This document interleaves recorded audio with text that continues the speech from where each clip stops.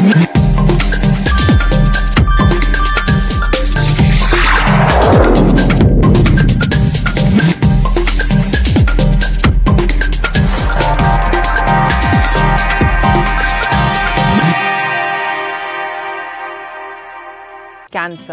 कितना लोडेड शब्द है ना।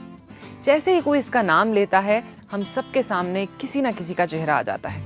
एक टाइम था कि कैंसर औरों को होता था, लेकिन पिछले 10-15 सालों में अपनों को होने लगा है। लेकिन ट्रीटमेंट का खर्च अब भी बहुत लोगों की पहुंच के बाहर है।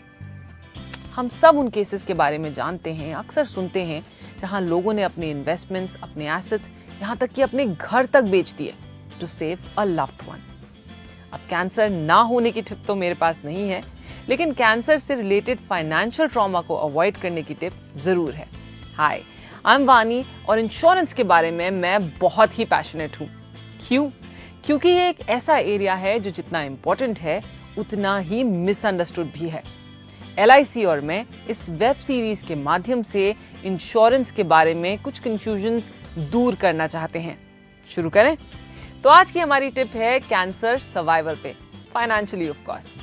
सबसे इंपॉर्टेंट चीज जो हमें ध्यान में रखनी है वो है कि हमारे पास बहुत ही लिमिटेड कंट्रोल है इस सिचुएशन में। हम अपनी हेल्थ का अच्छा ध्यान रख सकते हैं, रिस्क फैक्टर्स से दूर रह सकते हैं, लेकिन इसकी कोई गारंटी नहीं कि ये सारे प्रिकॉशंस लेने के बाद भी हम 100% सेफ रहेंगे।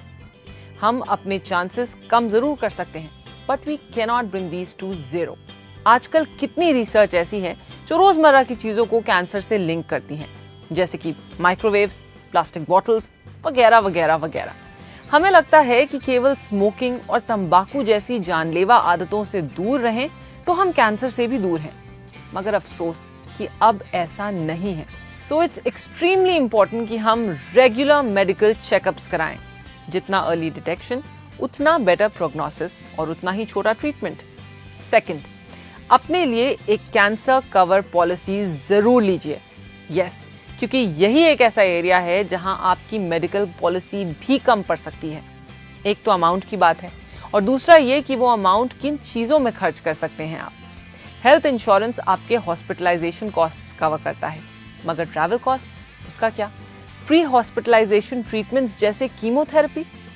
क्योंकि कैंसर का इलाज अलग है, इसकी जरूरतें भी अलग होती हैं और इसीलिए LIC ने कैंसर कवर प्लान को कुछ हटके बनाया है। कैंसर पेशेंट्स की पहली जरूरत कैश इन हैंड, ट्रीटमेंट के लिए ही नहीं मगर ट्रीटमेंट से रिलेटेड हर छोटे बड़े खर्च के लिए। कई बार हम जिस शहर में होते हैं उस शहर में स्पेशलाइज्ड कैंसर हॉस्पिटल्स होते ही नहीं। कितनी फैमिलीज ऐसी हैं जिनको शहर बदलने पड़ते हैं, क्योंकि अक्सर कैंसर का ट्रीटमेंट 1-2 साल तक चलता है। कैंसर पॉलिसीज में आपको अपने कवर का 100% पे आउट मिल जाता है अगर डायग्नोसिस मेजर स्टेज की हो। साथ में कवर का 1% हर महीने। अगर आपका कवर 50 लाख का है तो हर महीने आपको 50,000 मंथली इनकम अगले 10 सालों के लिए। कैंसर के साथ लड़ने के लिए पूरी स्ट्रेंथ चाहिए होती है और इस समय नौकरी या बिजनेस होल्ड पे जाता ही है। तो ये जो एक्स्ट्रा मंथली इनकम आ रही है वो आपके स्ट्रेस को मैनेज करने में बहुत काम आती है। अगर पेशेंट नहीं रिकवर करते तो उनकी फैमिली को ये मंथली इनकम मिलती है जब तक 10 साल नहीं बीतते। अगर कैंसर माइनर स्टेज का है तो आपको अपने कवर का 25% पे आउट मिल जाता है। सो अगर आपके कवर 20 लाख के हैं तो 5 लाख पे आउट, और बाकी अगर कैंसर मेजर स्टेज तक जाता है तब। और ये सब आपके हर महीने के चाय कॉफी के खर्च से भी कम दाम में। जानते हैं, साल के 3,000 रुपए भी नहीं लगते 25 लाख के कवर के लिए, किसी 30 साल के इंसान के लिए, यानी हर महीने के 250 रुपए से भी कम। कैंसर कवर फैमिली के किसी बुजुर्ग की तरह ही है, समय आने पर पीछे नहीं हटता और वो सब करते हैं जिनकी जरूरत है, बिना किसी कहासुनी के। डायग्नोसिस से लेकर मंथली इनकम तक आपको बस डायग्नोसिस रिपोर्ट LIC की ब्रांच में सबमिट करनी होती है with no extra paper work. सुन के ही रिलीफ हुआ ना? इमेजिन कीजिए कि लाइफ के उस टाइम पे जब सारा फोकस रिकवरी पे रखना हो, ऐसा एक्चुअली हो पाए। आधी लड़ाई तो आप वहीं जीत जाते हैं जब पैसे का स्ट्रेस नहीं होता।